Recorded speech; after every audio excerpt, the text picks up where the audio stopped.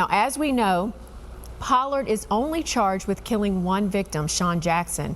But what about Renzo Smith and the 5 other surviving victims who were shot? Our Tyler Lane joins us live now to explain what we're learning about other suspects involved on June 6th. Tyler?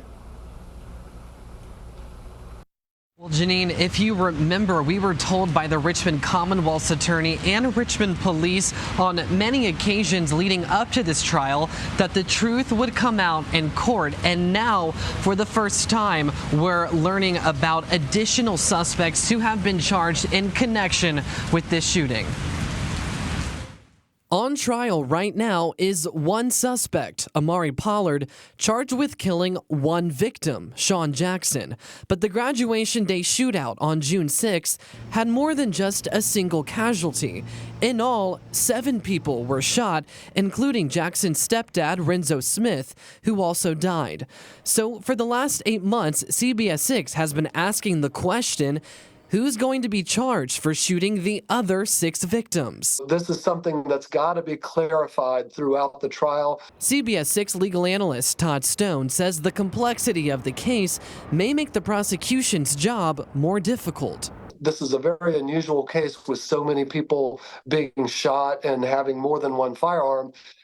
It can be a muddy mess for a prosecutor to work out, but it's important that the prosecutor lay this stuff out and explain it for the jury. The Commonwealth's attorney has already instructed the jury to focus solely on what happened to Sean Jackson. But the defense, which is arguing self-defense in this case, has drawn attention to a group of some other young men who they claim were threatening Amari Pollard. They are Malachi Mann, Jamon Flowers, and Dominique Fowler, all friends of Sean Jackson. Attorneys say they all had guns and that Fowler and Flowers fired their weapons outside the Altria, as did Renzo Smith. Earlier this week, the defense announced that Fowler and Flowers have been charged with misdemeanor reckless handling of a firearm. And that was the first time we've ever heard of any additional charges in the case. A prosecutor's duty really isn't so much to release public information as it is to protect the trial. Stone says it makes sense that we haven't heard about this until now. I think here you've got a prosecutor who's balancing these interests, letting the public know what happened versus protecting the jury pool from being tainted and having evidence that might not come in at trial.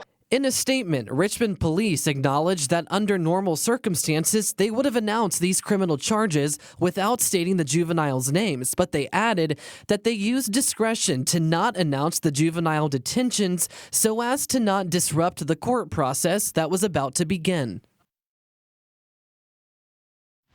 Now, we still don't know the exact circumstances surrounding those misdemeanor charges and whether or not they're directly tied to a shooting victim. Now, earlier today, a ballistics expert did testify that the bullets found in Renzo Smith's body were not tied to Amari Pollard's gun. In Richmond, I'm Tyler Lane, CBS 6 News.